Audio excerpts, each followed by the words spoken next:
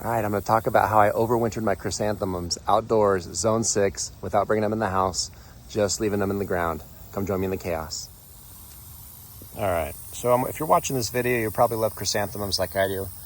They're beautiful, but the annoying thing is if you don't winter protect them, dig them up, bring them in the house, put them in your basement, a lot of times they just die.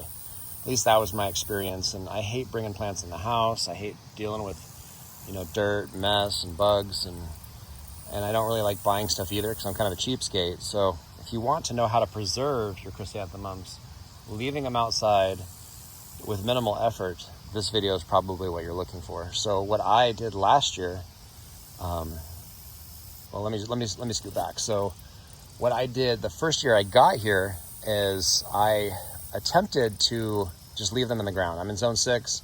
I just left them. Somebody told me, oh, they're fine, just cut them back and they'll be fine. So I cut them back and left them. And then next year they did not come back. And I was like, okay, maybe I didn't cut them down far enough. So the next year I cut them down farther. Same thing, next year, nothing. So this last year, I took the mower, mowed them flush with the ground, and I just covered them with mulch. And I was actually just planning on using the area for something else because I was gonna continue my strawberry patch. And amazingly, it actually started coming back, like July, I think, maybe late June, July. I started noticing what appeared to be chrysanthemum leaves, and I'm like, I think that's my chrysanthemum, yay. So it actually worked. So literally all you have to do, once these things die back in the fall, cut them with the mower, flush with the ground, cover the ground with mulch, I would say about 3 or 4 inches, and then just leave them.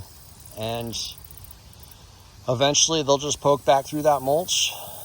Honestly, once spring is over, you could probably move some of the mulch. Mine probably would have came back faster had I done that. But I just kind of left the mulch, and then eventually they just started poking up through the mulch about July. So that'd be an interesting experiment.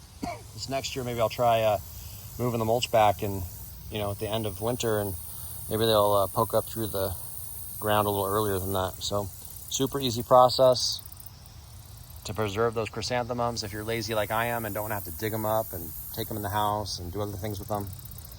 Just once they die back, hit them with the mower, put a pile of mulch on top of the spot where they were, and then just leave them.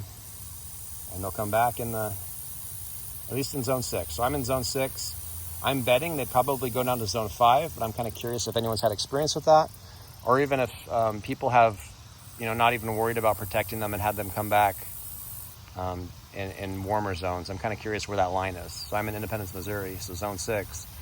And if you just leave them here, they die.